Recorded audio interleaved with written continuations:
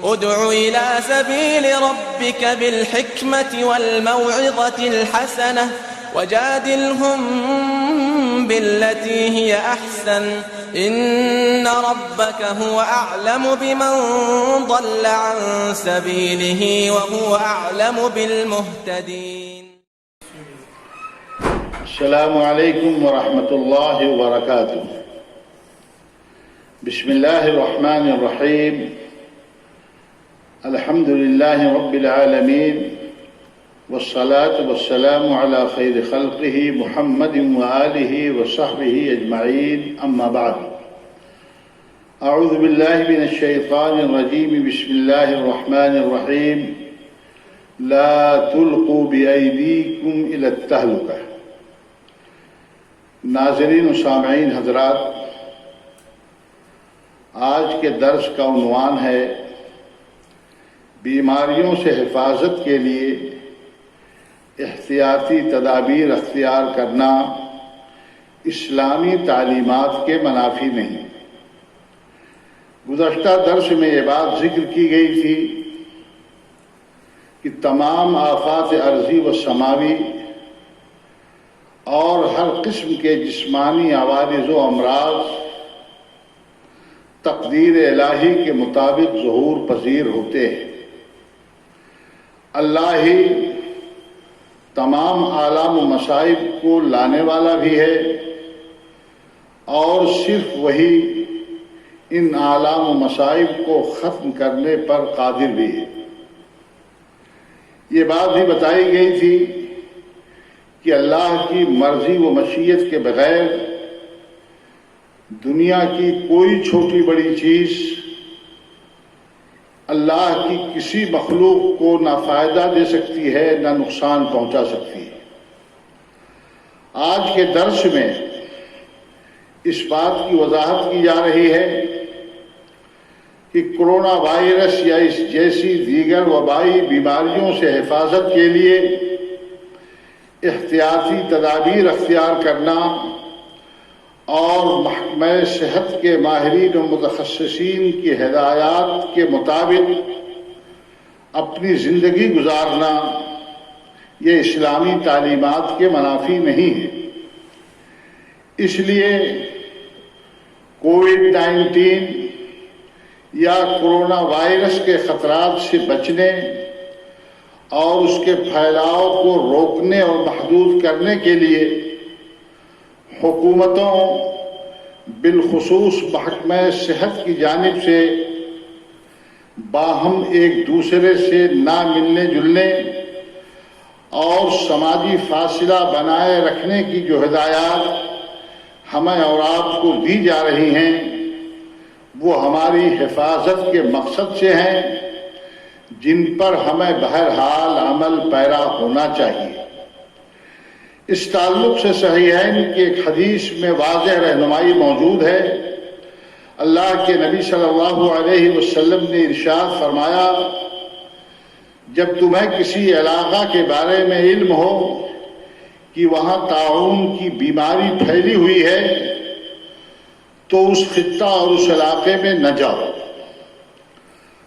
اور اگر کسی ایسے علاقے میں جہاں تمہارا قیام ہو طاعون کی وبا پھوٹ پڑے تو اس خطہ اور علاقہ سے نہ نکلو. یہ صحیحین کی روایت ہے. اس حدیث میں احتیاطی تدابیر اختیار کرنے کی جانب اشارہ موجود ہے تاکہ بیماریوں کے پھیلاؤ کو روکا جا سکے.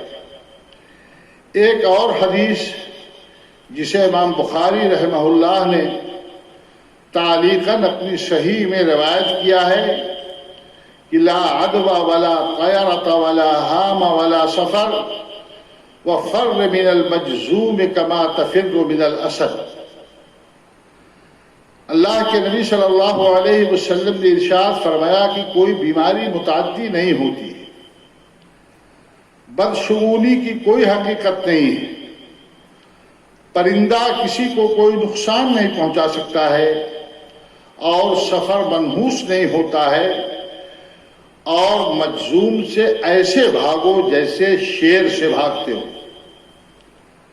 حدیث کے ابتدائی حصے میں بظاہر مرض کے متعدی ہونے کی نفی کی گئی ہے، جبکہ آخری حصے میں مجذوم سے دور رہنے کا تاکیدی حکم ہے، اور کہا گیا ہے کہ کوڑھ زدہ شخص سے ایسے بھاگو جیسے شیر کو دیکھ کر کے بھاگتے ہو۔ اس حدیث کا ابتدائی حصہ بظاہر آخری حصے سے متعارض نظر آ رہا ہے، اس لیے علماء نے اس ظاہری تعارض کو ختم کرتے ہوئے لکھا ہے کہ حدیث کا مطلب بہت واضح ہے کہ کوئی بیماری خود سے متعدی نہیں ہوتی ہے، یعنی کسی بیماری کے اندر یہ صلاحیت نہیں ہوتی ہے کہ وہ خود سے کسی کو لگ جائے جب تک کہ اللہ رب العالمین وہ بیماری دوسرے میں منتقل نہ کرے۔ یہ دراصل زمانے جاہلیت کے لوگوں کے عقیدے کی تردید ہے، جن کا تصور تھا کہ بیماری خود سے متعدی ہو جاتی ہے۔ آخر میں اللہ کے نبی صلی اللہ علیہ وسلم نے احتیاطی پہلو اختیار کرنے کی ہدایت فرمائی کہ مجذوم سے دور رہو۔ اسی طریقے سے صحیح مسلم کی ایک روایت ہے کہ قبیلہ ثقیف کے ایک وفد میں ایک جذامی شخص بھی تھے جو نبی کریم صلی اللہ علیہ وسلم سے ملاقات کی غرض سے اور آپ سے بیعت کرنے کے مقصد سے حاضر ہوئے تھے۔ نبی کریم صلی اللہ علیہ وسلم کو جب اس بات کی خبر ہوئی تو اللہ کے نبی صلی اللہ علیہ وسلم نے انہیں کہلوا بھیجا کہ اِنَّا قَدْ بَایَعْنَاكَ فَارْجِعْ، کہ میرے بھائی ہم نے آپ سے بیعت کر لی ہے، ہاتھ ملا کر کے بیعت کرنا ضروری نہیں ہے، آپ بیعت کرنے کے لیے آئے، زبانی ہم نے آپ سے بیعت کر لی ہے، اس لیے آپ واپس چلے جاؤ۔ نبی کریم صلی اللہ علیہ وسلم نے یہ فیصلہ احتیاطی پہلو کے پیش نظر فرمایا۔ اسی طریقے سے صحیحین کی ایک اور حدیث میں نبی کریم صلی اللہ علیہ وسلم نے ارشاد فرمایا کہ لا یورد ممرض علی مصح، یعنی کسی بیمار کو صحت مند کے پاس نہ لے جایا جائے۔ ان تمام نصوص حدیث سے یہ بات ظاہر ہوتی ہے کہ بیماریوں سے بچنے کے لیے یا ان کے پھیلاؤ کو محدود کرنے کے لیے، روکنے کے لیے جائز اور مشروع احتیاطی تدابیر اختیار کرنے میں کوئی حرج اور مضائقہ نہیں ہے، اور نہ ہی یہ چیز اللہ پر توکل کے منافی ہے، اس لیے کہ اللہ کے نبی صلی اللہ علیہ وسلم نے توکل کا صحیح مفہوم یہ بتایا ہے کہ اسباب و تدابیر اختیار کرنے کے بعد اللہ پر بھروسہ کیا جائے۔ اللہ رب العالمین نے قرآن کریم میں ارشاد فرمایا کہ لا تلقوا بأیدیکم الی التہلکہ، یعنی خود کو ہلاکت میں نہ ڈالو۔